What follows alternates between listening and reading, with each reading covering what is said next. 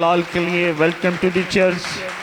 Press करेंगे, worship करेंगे, shout करेंगे, ऊपर से बच्चे भी ताली बजाएंगे। Praise hallelujah, thank you Jesus, we worship you, all glory belong to Jesus.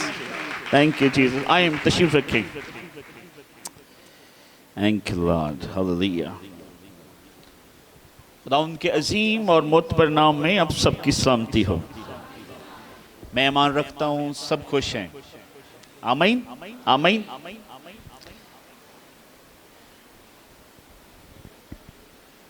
आज का पैगाम उन ईमानदारों के नाम है जो कभी कभी डोल जाते हैं, हिल जाते हैं, कमजोर हो जाते हैं। और याद रखें,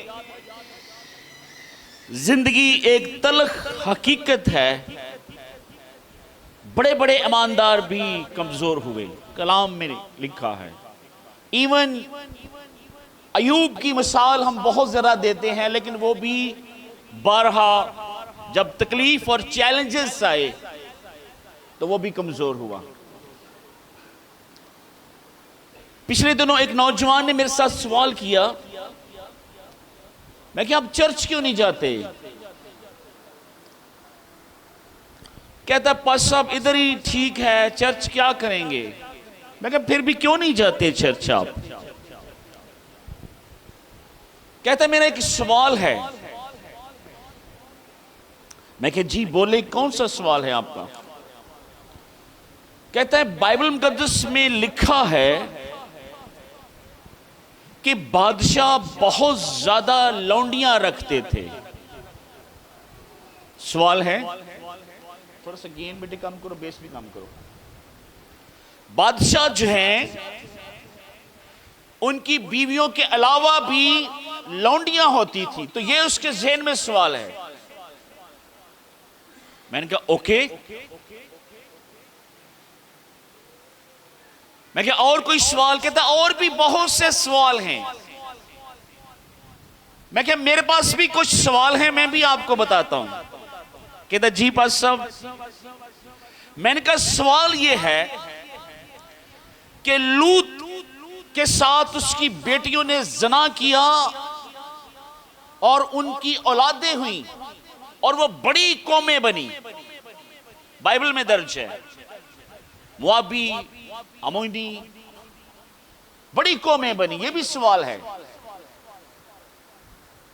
सवाल ये भी है, गिनती की किताब जब हम पढ़ते हैं 16 बाब में,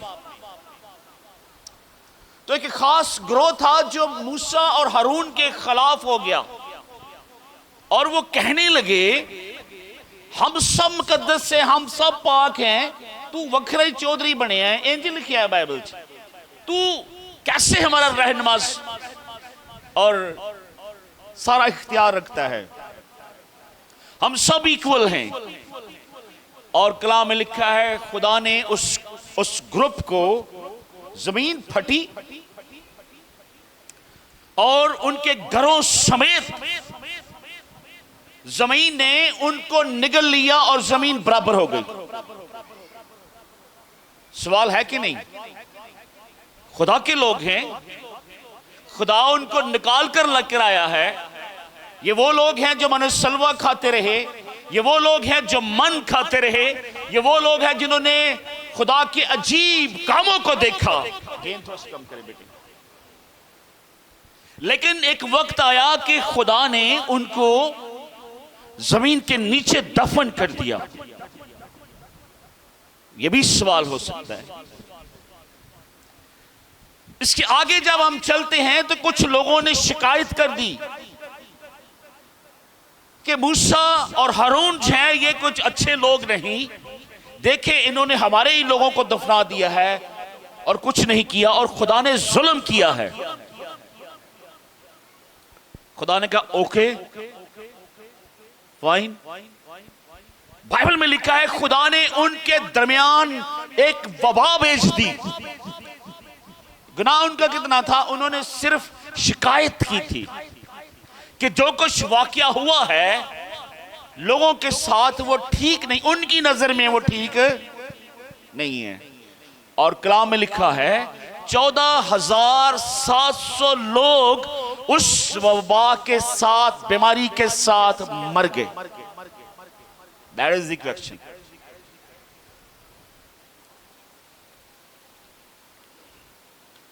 और भी बहुत से सवाल हो सकते हैं।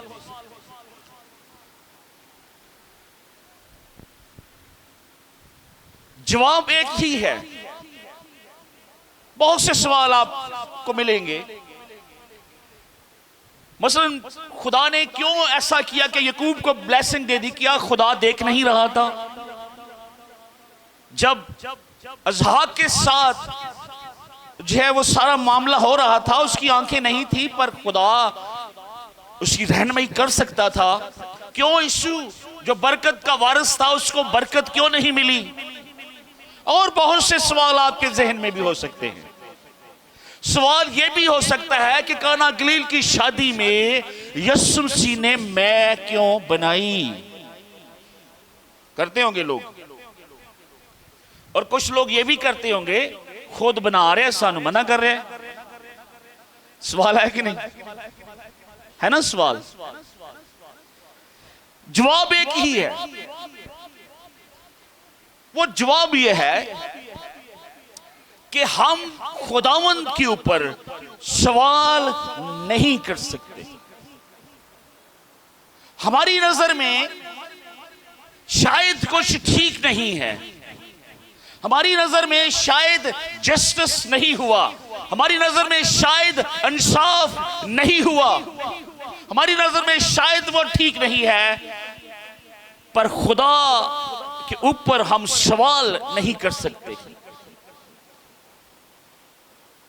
एक और सवाल मेरे ज़हन में आ रहा है कि मूसा जब महल में था, शहजादों की तरह था, खुदा उसी वक्त उसको कहता चल मेरी कौम को लेकर यहां से निकल मिस्र के अंदर से। वो उसी महल में जिसमें दोबारा वापस गया है, वहां पे वो शहजादा था, वहां से वो निकाल सकता था।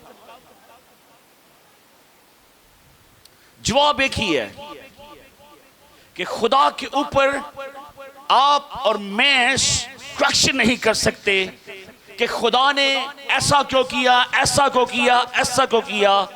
हमें सिर्फ यकीन रखना है कि खुदा हर हाल में भला है। आमीन, आमीन, आमीन। हर हाल में भला है। आमीन।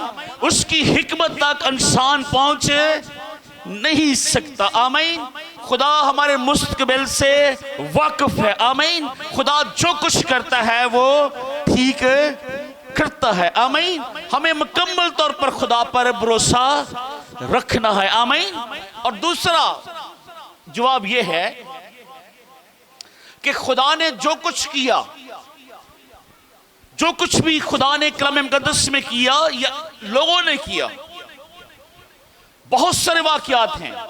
एक और सवाल भी है कि गिनती की किताब में खुदा ने बियाबान में पीतल का सांप बनवाया और हुक्म दिया गया कि जो कोई सांप का डसा हुआ, वहां सांप आ गए।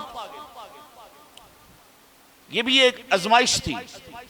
और फिर खुदा ने एक हल निकाला कि जो कोई सांप का डसा हुआ शख्स उस पीतल के सांप को जो लकड़ी के ऊपर लटकाया गया है उसको देखेगा, उसकी जान बच जाएगी। अब कुछ लोग ये भी सवाल करते, खुद तो उसने सांप पीतल का बनवाया, हमें बुत बनाने से मना कर रहे, तो वो ठीक कर रहे। हमने वो करना है जो उसने हमारे लिए फरमाया है। मेरी बात समझ रहे हैं? जो कुछ खुदा ने खुद किया वो नहीं हम कर सकते, हमारे लिए ये हुक्म जो है वो ज्यादा अहम है। आमीन, आमीन। मूसा ने कत्ल कर दिया था, तो 10 अहकाम में क्या लिखा है?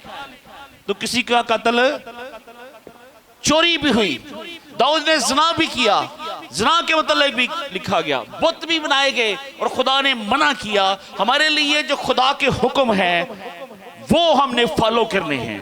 वाकयात के ऊपर हमने अपनी डॉक्ट्रिन नहीं बनानी। एक शख्स ज़बूर नवीस भी कुछ इस तरह के सवाल करता है ज़बूर नंबर 77। आए बाइबल मुकद्दस को खोलते। ज़बूर की किताब 77 चैप्टर को खोलिएगा जरा। और ये ज्यादा सवाल जो हैं, जब आप दुख और मुसीबत और परेशानी और चैलेंज और तूफानों से गुजरते हैं, जब आपको दुआओं का जवाब आपके हिसाब से नहीं मिल रहा होता, जब आपकी डिजायर आपके हिसाब से पूरी नहीं हो रही होती, हालांकि खुदा उस वक्त भी कंट्रोल कर रहा होता है, उस वक्त ज्यादा सवाल आपके जहन में आ सकते हैं।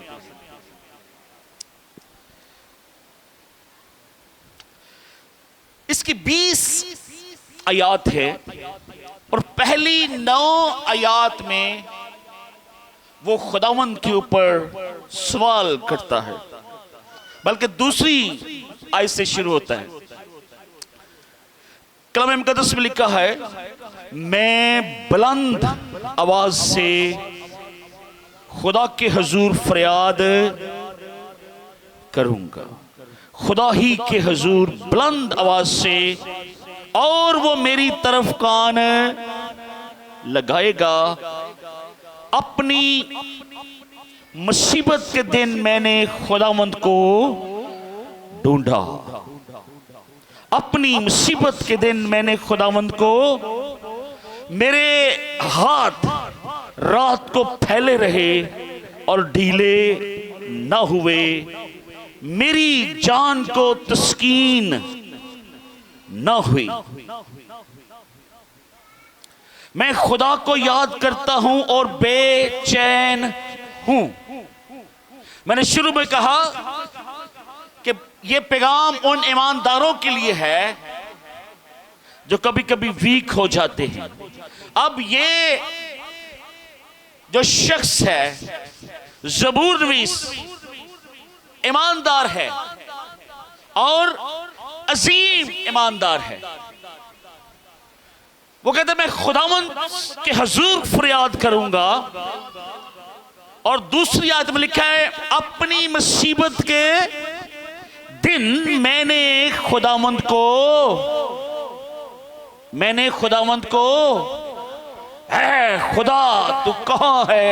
ये एक हर ईमानदार की और हर मुसीबत ज़ुदा शख्स की आवाज है कि वो मुसीबत के दिन अपने खुदावंद को ढूंढता है। लेकिन ये सवाल है, मेरे हाथ रात को फैले रहे और ढीले न हुए, मेरी जान को तस्कीन न हुई, मैं खुदा को याद करता हूं और बेचैन हूं, मैं वावेला करता हूं और मेरी जान नडाल है। तू मेरी आंखें खुली रखता है, मैं ऐसा बेताब हूं कि बोल नहीं सकता। मैं गुज़श्ता अयाम पर यानी कदीम जमाना के बरसों पर सोचता रहा। मुझे रात को अपना गीत याद आता है, मैं अपने दिल ही में सोचता हूं, मेरी रूह बड़ी तफ्शीश में लगी है। क्या खुदावंद हमेशा के लिए छोड़ देगा? ये इसका सवाल है। मेरी रूह बड़ी तफ्शीश में लगी है। तफ्शीश क्या है? क्या खुदावंद हमेशा के लिए छोड़ देगा? क्या वो फिर कभी मेहरबान ना होगा? क्या उसकी शफकत हमेशा के लिए जाती रही? क्या उसका वादा अब तक बातिल हो गया? क्या खुदा करम करना भूल गया? क्या उसने कहर से अपनी रहमत रोक ली? These are the question. Verse number 7 से वो सवाल कर रहा है, और आज बहुत से ईमानदारों के जहन में ये सवाल हो सकते हैं, और अक्सर हम ऐसा सोचते हैं, फलां ब्लेस्ड है, फलां ब्लेस्ड है, फलां ब्लेस्ड है, फलां को खुदा ने ये दिया है, फलां के हालात ऐसे हैं, मैं यहां फंसा हुआ हूं, मैं खुदा का मतलाशी हूं, मेरे लिए खुदा कहां है? वो कहता है मैंने खुदा को ढूंढा, मेरे बाजू फैले रहे, न रात को मुझे नींद आती है, और मेरी रूह जो है वो इंतहाई तफशीश, सोच विचार में लगी हुई है। और वो सोच विचार क्या है? वो खुदा के मतलब सोच रहा है, और उसकी सोचें कुछ ठीक नहीं हैं, उसकी सोचें पॉजिटिव नहीं हैं। वो खुदा के मतलब अजीब तरह के सवाल कर रहा है, और वो सवाल क्या है? क्या खुदा हमेशा के लिए छोड़ देगा? हम सोचते हैं मेरे साथ खुदा नहीं है, शायद खुदा ने मुझे छोड़ दिया है। क्या वो फिर कभी मेहरबान है? क्या उसका फजल, उसका तरस फिर जारी होगा मुझ पर कि नहीं, जैसा गुजरे अयाम में था? क्या उसकी शफकत हमेशा के लिए जाती रही? क्या उसका वादा अब तक बातिल? सीधे अल्फाज में वो कह रहा है, क्या खुदा अपने वादों से मुकर गया, बातिल हो गया? जितने प्रॉमिस और वादे किए खुदा ने, क्या खुदा अपने वादों को भूल गया? क्या खुदा कर्म करना भूल गया? क्या उसने कहर से अपनी रहमत रोक ली? लेकिन फिर पाकरू उसके जहन को, उसकी सोच को, उसकी ख्याल को यकसर तब्दील करता है। और 20वीं आयत जब हम पढ़ते, 10वीं आयत जब हम पढ़ते हैं, तो खुदा उनके कलाम में लिखा है, फिर मैंने कहा ये मेरी ही कमजोरी है।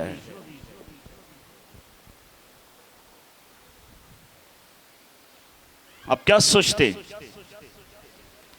फिर मैंने कहा, अब रूल कुदस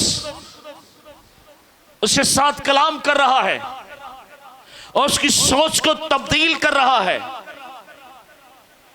फिर मैंने कहा ये मेरी ही कमजोरी है, मैं तो हक ताला की कुदरत के जमाना को क्या करूंगा जी? क्या करूंगा जी? उसकी कुदरत। उसने ये नहीं कहा कि जितना फजल माजी में गुजरे अयाम में खुदा ने मेरे साथ किया मैं उन बातों को याद करूंगा। वो कहता है मैं खुदा के अजीब अजीम उसकी कुदरत को याद करूंगा, मैं खुदा के कामों का जिक्र करूंगा, क्योंकि मुझे तेरे कदीम अजायब याद आएंगे। मैं तेरी सारी सनत पर ध्यान करूंगा और तेरे कामों को, जिनके पास बाइबल है, तेरे कामों को सोचूंगा। ऐ खुदा तेरी राह मक़दस में है। कौन सा देवता खुदा की मानिंद बड़ा है? तो वो खुदा है जो अजीब काम करता है। हालेलुया। तो वो खुदा है जो अजीब काम करता है। तूने कौमों के दरमियान अपनी कुदरत जाहिर की। तूने अपने ही बाजू से अपनी कौम बनी यकूब और बनी यूसुफ को फिदिया देकर छड़ाया है। ऐ खुदा, समुद्रों ने तुझे देखा, समुद्र तुझे देखकर डर गए, गहराव भी कांप उठे, बदलियों ने पानी बरसाया, अफलाक से आवाज आई। अब वो अजीब काम जो खुदा ने पुराने अहदनामा में किए हैं उनको वो याद कर रहा है। कि किस तरीके से खुदा ने समुद्र को दो हिस्से किया, किस कदर एलिया के वसीला से आसमान से बारिश नाज़िल हुई, जमीन लर्जी और कांपी। तेरी राह समुद्र में है, तेरे रास्ते बड़े समुद्रों में हैं, और तेरे नक्शे कदम नामालूम हैं। तूने मूसा और हारून के वसीला से गला की तरह अपने लोगों की रहनुमाई की। आमीन आमीन। वो खुदा के अजीब कामों को याद करता है। पहले उसकी रूह जो है वो तफ्शीश में लगी हुई है। और आज बहुत सारे लोग ये सोचते हैं मुझे वहां होना चाहिए, मुझे इस मकाम पर होना चाहिए, मैं ऐसा क्यों हूं, मैं यहां क्यों हूं, मेरे हालात ऐसे क्यों है। और अक्सर ये सवाल ईमानदारों के जहन में आते हैं और इब्लीस उनको बढ़ावा देता है, और फिर वो खुदावंद में तरक्की करने की बजाय तनज़्ज़ुली की तरफ जाते हैं। वो ईमान में कमज़ोर होते हैं, वो रूह में कमज़ोर होते हैं, वो वर्शिप में कमज़ोर होते हैं। फिर उनका दिल चर्च में नहीं लगता, फिर वो चर्च आना भी छोड़ देते हैं, और आस्ता आस्ता इब्लीस उनको उस रास्ते पर ले जाता है जो रास्ता हलाकत की तरफ जाता है। लेकिन जो ईमानदार है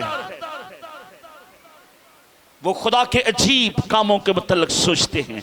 ज़बूर 121 में लिखा है, मैं अपनी आंखें पहाड़ों की तरफ उठाऊंगा, मेरी कुमक कहां से आएगी, मेरी कुमक खुदावंद से है। आमीन आमीन।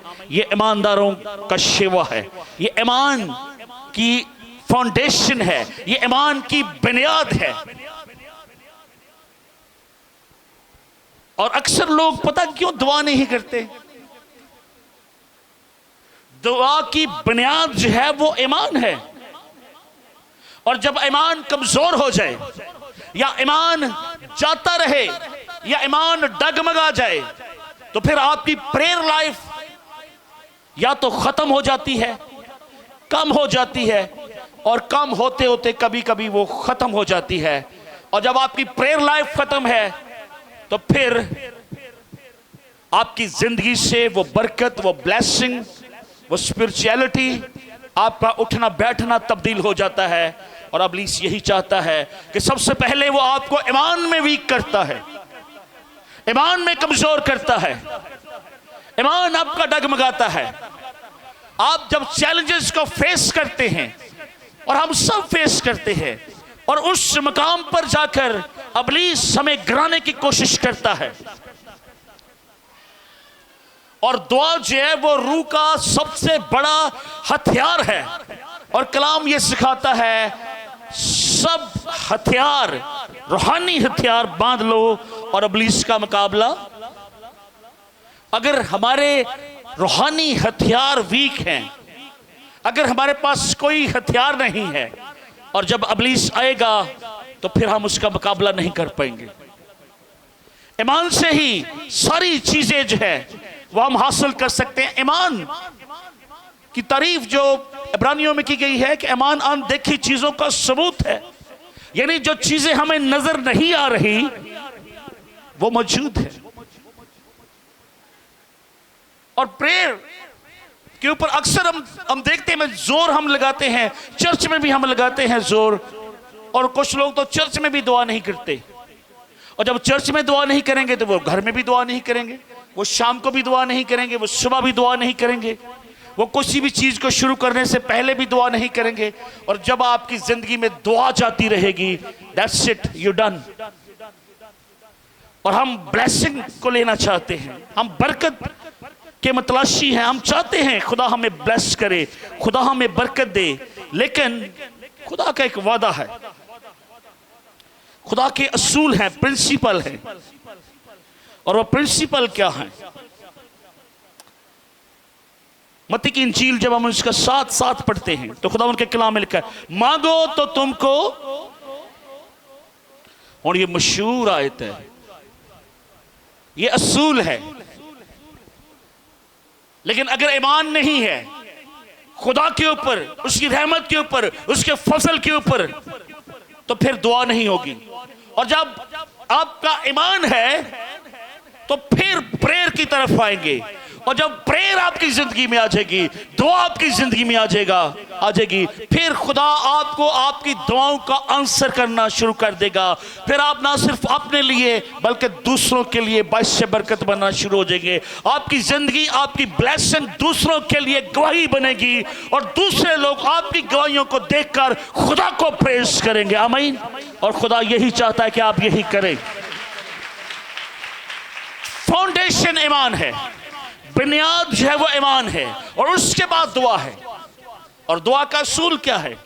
अच्छा, ये अल्फाज किसी खादम के नहीं हैं, रसूल के भी नहीं हैं। किसके हैं? जिसके पास जमीन और आसमान का, वो कह रहे मांगो तो। तो लफ्ज ना ये बड़ा मुश्किल है। मांगो, अच्छा ये तो जो है वो शर्त है। अगर मांगोगे तो फिर मांगो तो, ढूंढो तो, दरवाजा खटखटाओ तो तुम्हारे वास्ते। ओए तीन चीजें, मांगोगे तो, लबोगे तो मिलेगा, तो ये खटखटाओगे ते। अच्छा मैं आपको एक बात बताऊं, ये बात प्रॉस्पेरिटी, खुशहाली के मुतालिक है। इकबाल टाउन से बहुत सारे लोग इसी कम्युनिटी से, अमेरिका में भी हैं, कनाडा में भी हैं, ऑस्ट्रेलिया में भी है, इंग्लैंड में भी हैं, और अच्छी अच्छी पोस्टों पर भी हैं। मैं आपको दुनियादार नहीं बनाना चाह रहा, मैं सिर्फ ये बताना चाह रहा हूं, आप उसी खुदा की परस्तिश करते हैं। आमीन। जिसकी वो करते हैं। आप इस्राएल के खुदा की परस्तिश करते हैं। आमीन। और खुदा किस कदर वादों का सच्चा खुदा है। ज़करिया की किताब जब हम पढ़ते हैं, खुदा कहता है मैं यरूशलेम ਨੂੰ ਭੁੱਲ नहीं जाऊंगा, मैं फिर तो उन्हें आजाद करांगा और कोई मैली आंख तरह नहीं देख सकेगा। आज हम खुदा के वादों को पूरा होता देख रहे हैं। अजीब खुदा, अजीम खुदा है। 8वीं आयत में लिखा है, क्योंकि जो कोई, बोल दे जिनके पास बाइबल है, मत्ती 7:7 निकालें, बाइबल को खोलें। जो कोई मांगता है उसे, और जो ढूंढता है वो, और जो खटखटाता है उसके वास्ते। ओए होए, तुम्हें ऐसा कौन सा आदमी है अगर उसका बेटा उससे रोटी मांगे तो उससे पत्थर दे, या अगर मछली मांगे तो उसे। ओए होए, बस जब के तुम बुरे होकर अपने बच्चों को अच्छी चीजें देना जानते हो तो तुम्हारा बाप जो आसमान पर है अपने मांगने वालों को अच्छी चीजें। Praise the Lord. अब बुरे का मतलब ये नहीं कि आप बुरे हैं, खुदा के कहने का मतलब है कि आप इंसान होते हुए आपके अंदर अच्छाइयां भी हैं, बुराइयां भी हैं, आप गिरते भी हैं, खड़े भी होते हैं, आप खुदा नहीं हैं। एक बाप के दिल को जरा देखें।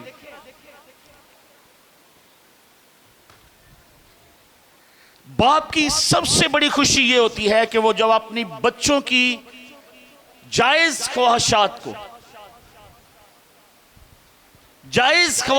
को, या उनकी जायज जरूरतों को पूरा करता है, तो उसकी जिंदगी की सबसे बड़ी सेटिस्फेक्शन होती है, तसल्ली होती है कि मैंने अपने बच्चे के लिए, अपने बेटे बेटी के लिए मैंने कुछ किया है, तो मैं दुनिया का सबसे अच्छा बाप हूं और मैं अमीर तरीन शख्स हूं।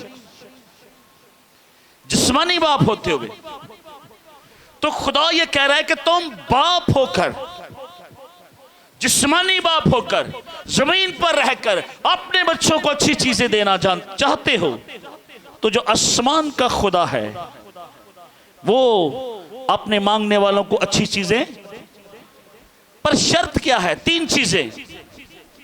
ढूंढोगे तो, खटखटाओगे तो, मांगोगे तो। जब खुदावंद यीशु मसीह बियाबान में थे और इब्लीस खुदावंद के पास आता है और इब्लीस एक गाल करता है, इन पत्थरों से बोल के ये रोटियां बन जाएं। तो खुदावंद ने जवाब दिया, इंसान सिर्फ रोटी और पानी से नहीं बल्कि हर उस चीज से जो खुदा के मुंह से निकलती है जिंदा। तो इसका मतलब यह है कि खुदा को यह पता है कि पत्थर क्या है और रोटी क्या है। अगर आप रोटी मांगेंगे तो वो रोटी देगा, पत्थर नहीं देगा। और दूसरी बात लिखी, कोई मछली मांगे, आप में से कौन ऐसा बाप है कि जिसका बेटा मछली मांगे और उसको वो क्या दे? इंसान होते हुए आपको पता है कि मेरे बेटे ने क्या मांगा है, मुझे क्या देना है। तो जो आसमानी बाप है, क्या वो नावाकिफ है आपकी नीड से, आपकी जरूरत से? You know everything. आमीन, आमीन। और वो चाहता है कि उसके बच्चे, उसके बेटे, उसकी बेटियां, उसकी दुल्हन, उसके जिस्म, उसकी बॉडी, उसकी कलीसिया जमीन पर प्रॉस्पर हो, ताकि उसके लोग उसकी दी हुई नेमतों को वाफर मिकदार में पाकर उस आसमान वाले खुदा की हमेशा तारीफ करते रहें और उसके नाम को जलाल मिलता रहे।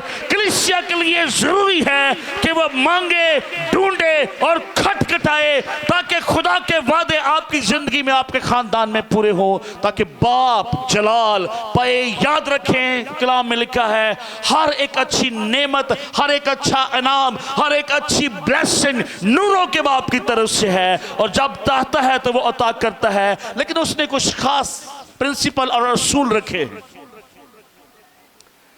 एक खादम की मैं एक स्टोरी सुन रहा था, यूं कहें, इसका हकीकत के साथ कोई तल्लुक नहीं है। वो कहता है एक ईमानदार जब खुदा की बादशाही में गया तो उसने बहुत सी बड़ी बड़ी कबर्ड देखी, दरवाजे देखे और दरवाजे बंद थे, और वहां पर उसकी मुलाकात पतरस से होती है।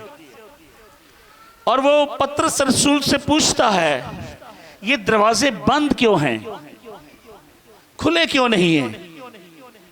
और पतरस रसूल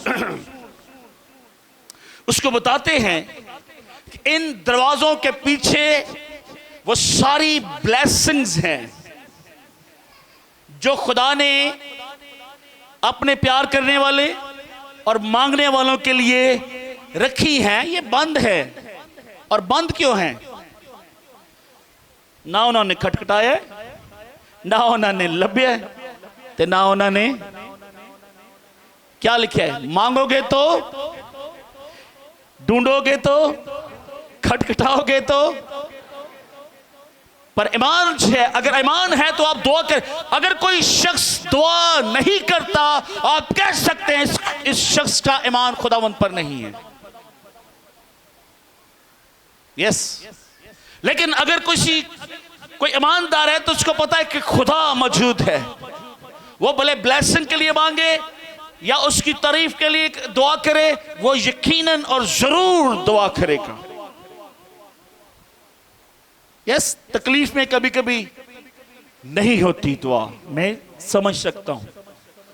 लेकिन ज़बूर नबी 77 ज़बूर में वो कहते हैं, मैं खुदा के अजीब कामों को जो उसने अपनी कौम, अपनी बनी इसराइल के साथ किए, और खुदा के सारे वादे और सारे अजीब अजीम काम जो खुदा ने पुराने अहदनामा में किए, मैं उनको याद करूंगा और उसकी कुदरत को याद करूंगा।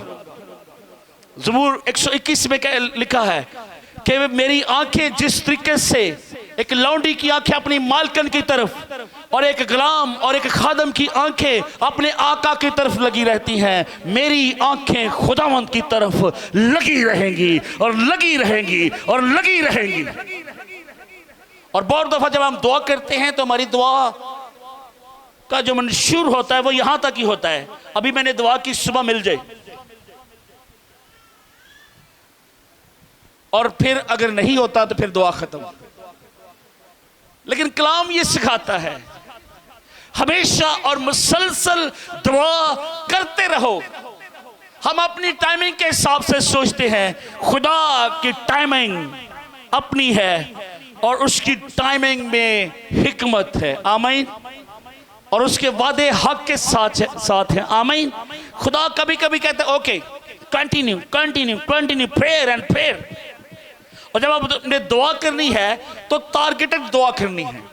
टारगेट का मतलब यह है, एक तो यह है कि हम हवा में फायर करते रहें, डज डज पता नहीं किधर जा रहा है, और एक यह है कि टारगेट रखकर फलां परिंदे को फलां जगह मैंने शिकार करना है, उसको हमने हिट करना है। और फिर खुदा देखता है हमारी अटेंशन कि किस अटेंशन से हम दुआ कर रहे हैं, क्या हम मांग रहे हैं। और फिर वक्त आने पर कलाम में लिखा है खुदा वक्त आने पर सरफराजी बख्श देता है। आमीन। उसकी टाइमिंग में फर्क हो सकता है और वो बेहतरीन हिकमत वाला है। हम कलाम में लिखा, अभी ज़बूर 77 हमने देखा, उसके नक्शे कदम ना मालूम हैं। अगर इसको इजी करें तो इसका मतलब है कि उसकी हिकमत को हम जान नहीं सकते। हमारे लिए ईमानदार होते हुए जरूरी है कि हमने मुसलसल prayer prayer and prayer and prayer and prayer and prayer करनी है। आमीन आमीन। यहां तक प्रेयर करनी है कि जो इब्लीस ने आपके इर्द गिर्द बाड़ लगाई है, जो ब्लेसिंग उसने रोकी है, जो दरवाजे उसने बंद किए हैं, वो शर्मिंदा हो और ऑटोमेटिकली खुदा के फरिश्ते उन दरवाजों को खोल दे। यहां तक दुआ करनी है। लेकिन अगर आपकी दुआ छोटी सी है, मामूली सी है, खुदा याद रखे खुदा आपकी अटेंशन से वाकिफ है। और अनफॉर्चुनेटली इब्लीस भी हमारी अटेंशन से वाकिफ है। वो भी साबला आलिंद है कि इस बंदे दी किन्नी की अटेंशन है, या किन्नी की देर तक खड़ा रहेगा ईमान दे विच, किन्नी की देर इस चीज लिए दुआ कर सकता है। उन्हें पता है कल नहीं परसों खत्म। और मोस्टली क्या करते हैं, इधर दुआ या रिक्वेस्ट आती है, किसी खादम को फोन कर दिया, बुरी बात नहीं है, अच्छी बात है, पर खुदा आपकी अटेंशन, आपकी तवज्जो, आपको देखना चाहता है आप कितने बड़े ईमानदार हैं, और उसी ईमान की बुनियाद पर खुदा आपको ब्लेस करना चाहता है। असूल जो खुदा ने मरतब कर दिया है वो ये है कि मांगो तो दिया जाएगा, ढूंढो तो, और खटखटाओ तो तुम्हारे वास्ते खोला जाएगा। आज के बाद अपनी दुआ के असूल बना लें, एक लिस्ट बनाएं और उस लिस्ट को हमेशा अपनी प्रेयर में रखें कि जब तक खुदा उस दुआ का आंसर ना कर दे, या खुदा आपको रोया और ख्वाब में बताए ना कि मैं इसलिए इस दुआ का जवाब नहीं दे रहा, और मैं चाहता हूं कि यह चर्च दुआ करने वाला चर्च हो, यह रवायती सा चर्च ना हो, बल्कि यहां से प्रेयर वॉरियर निकले, दुआ सूर में निकले, और खुदा अजीब और अजीम काम करे, और बहुत से मौजे हो, और खुदा जलाल पाए। आमीन आमीन। लेकिन अगर आप रवायती अंदाज से आए, थोड़ी देर के लिए दुआ की, पहले मैं इस बात से शुक्रगुजार हूं आप लोग चर्च आते हैं। बहुत से कलीसिया आज चर्चेस खाली हैं और हम खुदावंद के शुक्रगुजार हैं, इतने लोग मिलकर हम उसकी इबादत कर रहे हैं। लेकिन मेरी ये डिजायर है, बेटों से लेकर छोटे बच्चों से लेकर खादमों तक, बुजुर्गों से लेकर बच्चों तक, बेटियों तक, हर शख्स दुआ सूरमा बने। Are you agree? हाथ उठाएं मेरे साथ, कितने लोग मुत्तफिक हैं? एक महीने के बाद मैं आपसे पूछूंगा कि कितनी बरकत आपने रिसीव की खुदावंद से। अपने घरों में दुआया मजबे बनाए, एक टाइम फिक्स करें, शाम के वक्त अपने बच्चों के साथ लेकर बैठे और एक प्रेयर लिस्ट बनाएं, और उस चार्ट को लगाकर द्वार पे लटका दें कि ये हमारी प्रेयर लाइन्स हैं, ये हमारी प्रेयर रिक्वेस्ट हैं, इस खानदानी तौर पर, शख्सी तौर पर। और फिर देखें कि आपके लिए जो इब्लीस ने दरवाजे बंद किए हैं वो खोलता कि नहीं। आमीन। आए अपने कदमों पर खड़े हों और अब उन सारी चीज़ों के लिए दुआ करेंगे जहाँ जहाँ आप कमज़ोर हैं, जहाँ जहाँ वीक हैं। और मैंने कहा जो दुआ नहीं करता वो मगरूर